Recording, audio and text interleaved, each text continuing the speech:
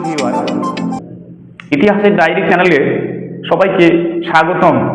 তো বন্ধুরা, ছাত্ররা, আজকে তোমাদের সামনে বিশেষ এক ভিডিও নিয়ে আসতে চলেছি, যা তোমাদের জীবনে মারাত্মক পরিবর্তন নিয়ে আসতে পারে, যা তোমার লাইফটাকে চেঞ্জ করে দিতে পারে।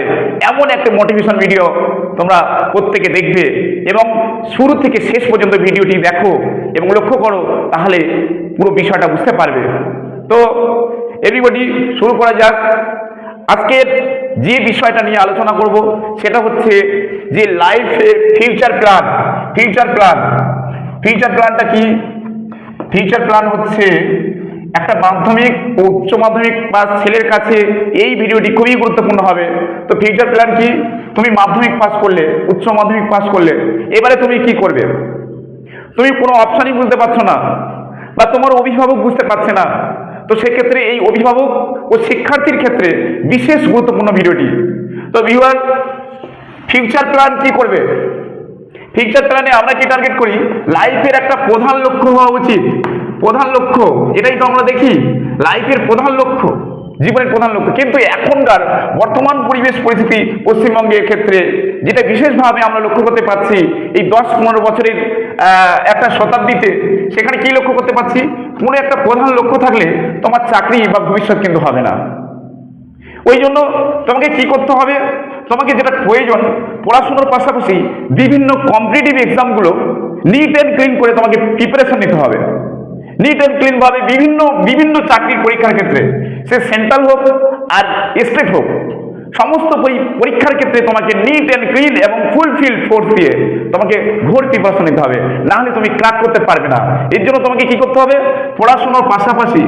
পড়াশোনার পাশাপাশি তোমাকে মেন টার্গেট নিতে হবে বিভিন্ন কম্পিটিটিভ এক্সামের বই তুমি যদি কেনো এবং আমার এই ইউটিউব চ্যানেলটাকে যদি ফলো করো, তাহলে ইতিহাসের ক্ষেত্রে যে চাকরির ক্ষেত্রে যে প্রশ্নগুলো আসে A to Z, আমি সেগুলো topic wise step by step তোমাকে আমি হেল্প করতে পারি। ওই জন্য ভিউয়ার, তুমি কি করবে? মাধ্যমিক পড়েছো, উচ্চ মাধ্যমিক পড়েছো, তোমার কি করা উচিত? তোমার করা উচিত কি? 1 নম্বর কি করবে?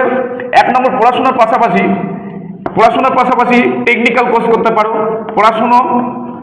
পড়াশুনো প্লাস কোনো টেকনিক্যাল কোনো কোর্স করতে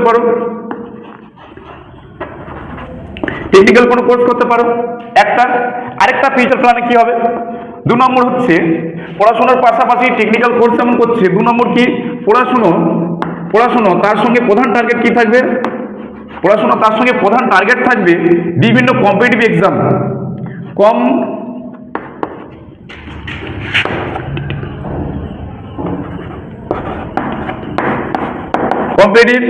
এক্সাম, তাহলে পড়াশোনার পাশাপাশি কম্পিটিটিভ এক্সামের জন্য তোমাকে কিন্তু প্রিপারেশন নিতে হবে।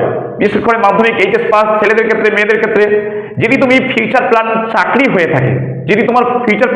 হয়ে থাকে, তাহলে তোমাকে বসে থাকলে হবে না।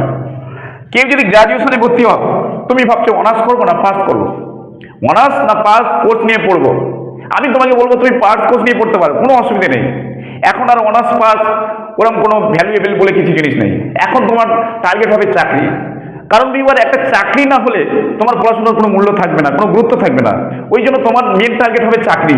তোমাকে চাকরি পেতেই হবে।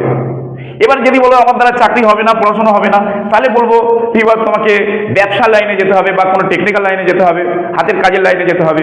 কিছু না কিছু তোমাকে কিন্তু ফিউচার প্ল্যানে করতে হবে। তো তুমি যদি মনে করো যে আমার চাকরিটা আমার কিন্তু খুবই প্রয়োজন বা আমাকে পেতে হবে, তাহলে মিনিমাম তোমাকে 4 থেকে 5 বছর পরিশ্রম করতে হবে, বলে তোমার 100% জব কিন্তু শিওর।